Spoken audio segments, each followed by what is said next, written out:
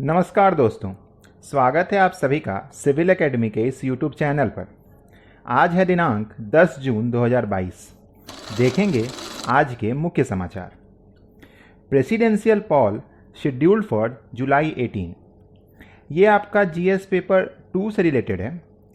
इसमें न्यूज़ तो बस इतना सा है कि प्रेसिडेंशियल इलेक्शन का नोटिफिकेशन 15 जून को आएगा, 18 जुलाई को इलेक्शन होगा और 21 जुलाई को काउंटिंग होगा। बट अब इस न्यूज़ से 3 पॉइंट्स इंपॉर्टेंट हो जाते हैं। पहला इलेक्शन कमीशन, दूसरे प्रेसिडेंट और तीसरा प्रेसिडेंट का इलेक्शन। तो आते हैं सबसे पहले पॉइंट पर, इलेक्शन कमीशन।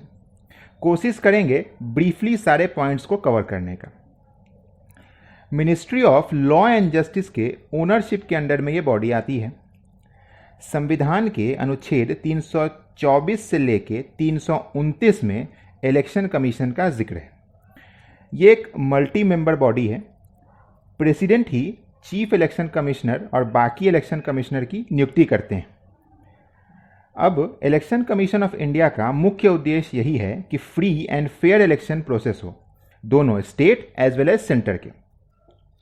अब ईसीआई मेनली इलेक्शन करवाता है लोकसभा के, राज्यसभा के, स्टेट लेजिस्लेचर के, ऑफिस ऑफ प्रेसिडेंट और ऑफिस ऑफ वाइस प्रेसिडेंट के। अब चीफ इलेक्शन कमिश्नर को पद से हटाने के लिए दोनों सदनों से रिजोल्यूशन पास करना होता है।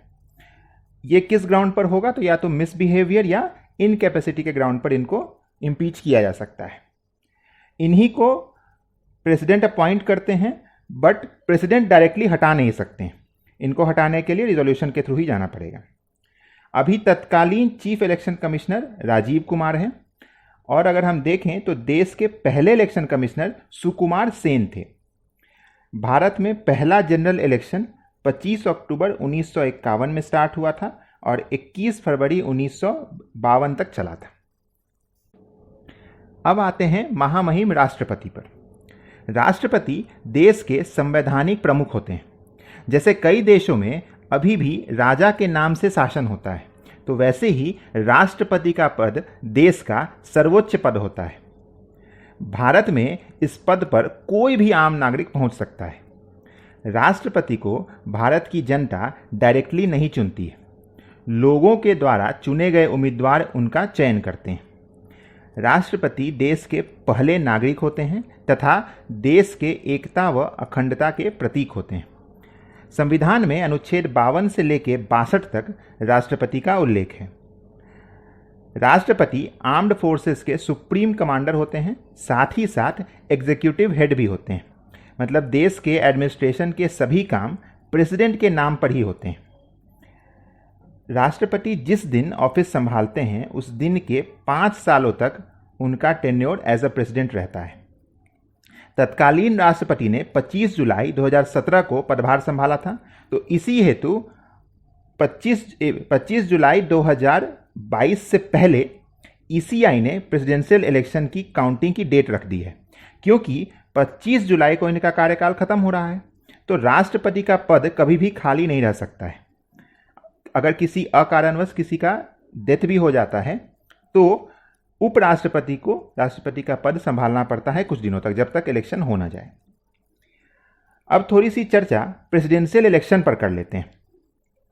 प्रेसिडेंट का election election commission of India करवाती है। प्रेसिडेंट का इलेक्शन अपने आप में ही बहुत कॉम्प्लिकेटेड और बहुत ही इंटरेस्टिंग प्रोसेस है। प्रेसिडेंट लोगों के द्वारा डायरेक्टली नहीं चुने जाते हैं। अब इसका क्या मतलब हुआ? तो जैसे आपके राज्य के विधानसभा के जो चुनाव होते हैं उसमें अपने विधायक को आप वोट देकर चुनते हैं, लोकसभा के चुनाव में आप एमपी को वोट देकर चुनते हैं, तो ये डायरेक्ट इलेक्शन हुआ। मतलब प्रत्याशी को जनता ही चुन सकती है। लेकिन राष्ट्रपति का चुनाव ऐसा नहीं होता है। राष्ट्रपति का चुनाव इनडायरेक्ट होता है। मतलब लोगों ने जो प्रतिनिधि चुनकर संसद व विधानसभा में भेजे हैं वो राष्ट्रपति का चुनाव करते हैं। अब एक टर्म आता है इलेक्टोरल कॉलेज, यानी निर्वाचक मंडल। वो लोग जो इस इलेक्शन में वोट डालने के लिए एलिजिबल हैं। अब इस निर्वाचक मंडल में राज्यसभा के चयनित सदस्य, लोकसभा के चयनित सदस्य, विधानसभा के चयनित सदस्य होते हैं। ध्यान रखेंगे कि यहाँ विधान परिषद के सदस्य व राज्यसभा के जो मनोनीत सदस्य होते हैं वो मत डालने के लिए योग्य नहीं होते हैं। राष्ट्रपति के पद का जो प्रत्याशी होता है वो भारत का नागरिक होना चाहिए, उसकी उम्र 35 वर्ष से ज़्यादा होनी चाहिए, कोई भी ऑफिस ऑफ प्रॉफिट होल्ड नहीं करना चाहिए, यानी किसी पद पर वो कार्यरत नहीं होना चाहिए, और लोकसभा का सदस्य निर्वाचित होने की योग्यता पूरी करता हो। यही आदमी राष्ट्रपति के पद का प्रत्याशी हो सकता है। 18 जुलाई को देश का 16वां प्रेसिडेंशियल इलेक्शन होने जा रहा है। पहली बार ये 1952 में हुआ था। राष्ट्रपति के प्रत्याशी बनने हेतु यह आवश्यक है कि व्यक्ति के पास 50 निर्वाचक गण प्रस्तावक के रूप में और 50 निर्वाचक गण अनुमोदक के रूप में उनका समर्थन करें। ये इसलिए क्योंकि सीरियस कैंडिडेट ही नॉमिनेट करें। आगामी चुनाव में कुल 4809 निर्वाचक गण हैं, जिसमें 776 एमपी हैं और 4033 एमएलए हैं, 233 राज्यसभा के मेंबर और 543 लोकसभा के मेंबर हैं। यहाँ पर जो वोटिंग होती है वो प्रोपोर्शनल रिप्रेजेंटेशन के बेसिस पर होती है, मतलब पॉपुलेशन के हिसाब से। यहाँ पर अलग अलग विधायकों का वोट का वैल्यू अलग अलग होता है। ये राज्यों पर भी निर्भर करता है, प्लस उस विधानसभा में कितने सदस्य हैं उस पर भी निर्भर करता है। सीधा सा मतलब है ये कि किस व्यक्ति के पीछे कितनी बड़ी भीड़ खड़ी है। उत्तर प्रदेश के एमएलए का वोट का वैल्यू डेफिनेटली ज़्यादा होगा नागालैंड के किसी एमएलए के वोट से, क्योंकि उत्तर प्रदेश की आबादी बहुत ज़्यादा है। एक एमएलए पर करोड़ों लोग होंगे, जबकि नागालैंड में कुछ हजारों या कुछ लाखों होंगे। इसी को प्रोपोर्शनल रिप्रेजेंटेशन कहते हैं। अब एक और टर्म आता है यहाँ, सिंगल ट्रांसफरेबल वोट और secret ballot. Single transferable vote एक खास तरीके की वोटिंग होती है। इसमें वोटर का वोट एक ही काउंट होता है, बट जितने भी प्रत्याशी हैं उन सभी के सामने वो अपनी प्राथमिकताएं लिख सकता है बैलेट पेपर पर, जैसे 1, 2, 3, 4 वो ऐसे प्रायोरिटाइज कर सकता है। अगर पहली वोटिंग से विजेता का फैसला नहीं हुआ तो उसी वोट को दूसरी पसंद के रूप में यूज कर लिया जाएगा। अब जो कुल वेटेज डिसाइडेड होता है निर्वाचक गणों का, उसका आधा यानी 50% वेटेज का वोट जिसे पहले मिल जाता है उसे राष्ट्रपति चुन लिया जाता है। अगर 2 बार से भी कोई नतीजा न निकले तो बार बार ये प्रक्रिया दोहराई जाती है और सबसे कम वोट वाले प्रत्याशी हर राउंड में बाहर निकाल दिए जाते हैं। अंत में जो बच जाता है वही राष्ट्रपति बनता है। यहाँ पर एक और टर्म यूज हुआ है, सीक्रेट बैलेट, यानी मतदाता अपनी बैलेट को गोपनीय रखता है, उसे प्रदर्शित नहीं कर सकता है। वोट्स की जो वैल्यू होती है वो पहले से डिसाइडेड होती है। इस बार की वैल्यू आप स्क्रीन पर देख सकते हैं, यहाँ पे मैंने दिखा रखा है। क्योंकि जम्मू कश्मीर का बाइफर्केशन हो गया है तो अब वहाँ के एमएलए इलेक्टोरल कॉलेज का पार्ट नहीं होंगे इस बार के चुनाव में। आगे भविष्य में क्या होगा वो बाद में निर्भर करेगा, बट इस बार के चुनाव में वहाँ के जो एमएलए थे वो वोट नहीं डाल पाएंगे। तो ये थे महामहिम महादंडनायिका से संबंधित कुछ तथ्य। आशा है आपको ये समझ में आया होगा। अगर आपको ये समझ में आया है तो लाइक का बटन दबा दीजिए। अब आगे बढ़ते हैं। राइनो री introduction a hit in Assam reserve, ये आपका जीएस पेपर 3 का पार्ट होगा। इस आर्टिकल में वन हॉर्न राइनो जो कि आसाम के मानस नेशनल पार्क में है, उसके पॉपुलेशन में ग्रोथ, लाइफ एक्सपेक्टेंसी का बढ़ना, यही सब पर चर्चा किया गया है। दरअसल अभी ही 14वां असम राइनो एस्टिमेशन सेंसस हुआ जिसमें ये बातें रिवील हुई हैं। अब इससे 3 स्टैटिक टॉपिक आपको कवर करनी होगी। पहला, आसाम के नेशनल पार्क्स और सेंचुरीज, दूसरा मानस और काजीरंगा नेशनल पार्क के बारे में, और तीसरा राइनोस के बारे में। अब आसाम में कुल 7 नेशनल पार्क हैं, रायमोना, मानस, ओरांग, नामेरी, काजीरंगा, डिब्रू साइखोवा और दिहिंग पटकाई। ये मैंने आपको वेस्ट टू ईस्ट के सीक्वेंस में बताया है। कई बार एग्जाम्स में ये सीक्वेंस भी पूछा जाता है, तो इसको भी आप ध्यान रखेंगे। और भी सीक्वेंस आपको ध्यान में तब रहेगा जब ये मैप आपके दिमाग में सेट रहेगा। तो इस मैप को एक बार देख लीजिए। अब मानस नेशनल पार्क का नाम मानस रिवर से पड़ा है, जो ब्रह्मपुत्रा की सबसे बड़ी ट्रिब्यूटरी है। ट्रिब्यूटरीज पे भी क्वेश्चंस आते हैं, इस चीज़ को भी ध्यान रखिएगा। और नेशनल पार्क के बीचों बीच होकर ये जाती है, ये भी इंपॉर्टेंट है। इसे 1985 में यूनेस्को द्वारा वर्ल्ड हेरिटेज साइट डिक्लेयर किया गया था। ये एक प्रोजेक्ट टाइगर रिजर्व है, एलिफेंट रिजर्व है और बायोस्फीयर रिजर्व भी है। ये एक आसाम का एकमात्र टाइगर रिजर्व है और रेयर पाए जाने वाले सुनहरे लंगूर के लिए फेमस है। इवन इंडिया का सेकेंड लार्जेस्ट टाइगर पॉपुलेशन है यहाँ, प्लस वाइल्ड वाटर बफेलो के लिए भी ये बहुत फेमस है। IUCN रेड बुक लिस्ट में इंडिया में पाए जाने वाले इंडेंजर्ड स्पेसीज का मैक्सिमम जो पॉपुलेशन है वो मानस में पाया जाता है। अब देखते हैं काजीरंगा नेशनल पार्क। ये भी वर्ल्ड हेरिटेज साइट है और दुनिया भर के वन हॉर्न राइनो के 2/3 पॉपुलेशन का घर है।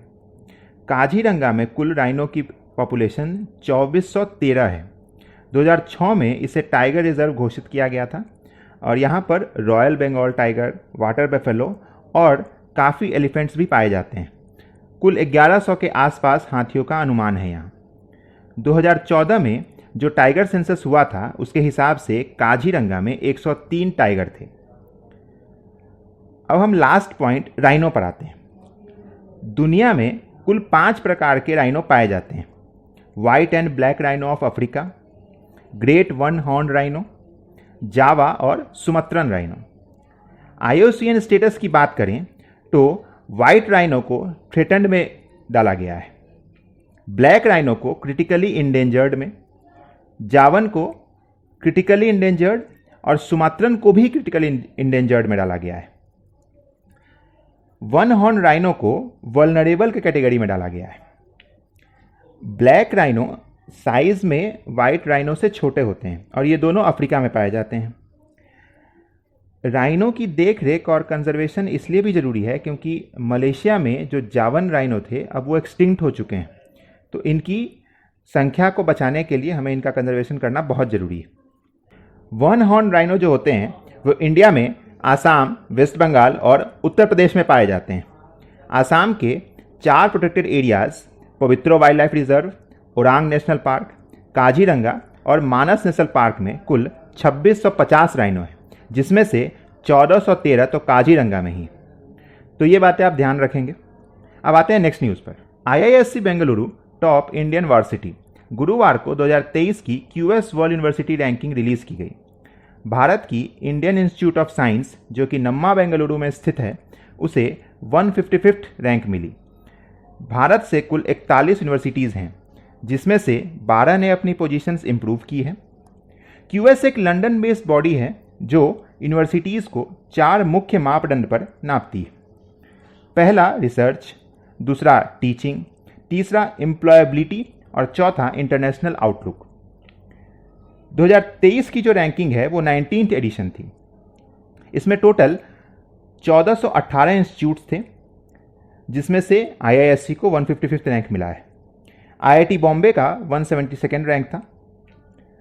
साइटेशंस पर फैकल्टी में इसमें IISc टॉप पर है, ये हमारे लिए काफ़ी एक अच्छी बात है, तो इस चीज़ को ध्यान रखेंगे।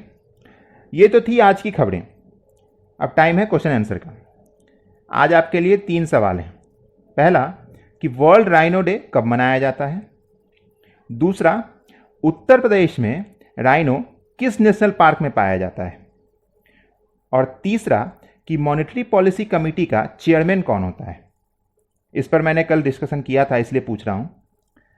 इन तीनों सवाल के जवाब आप कमेंट सेक्शन में देंगे।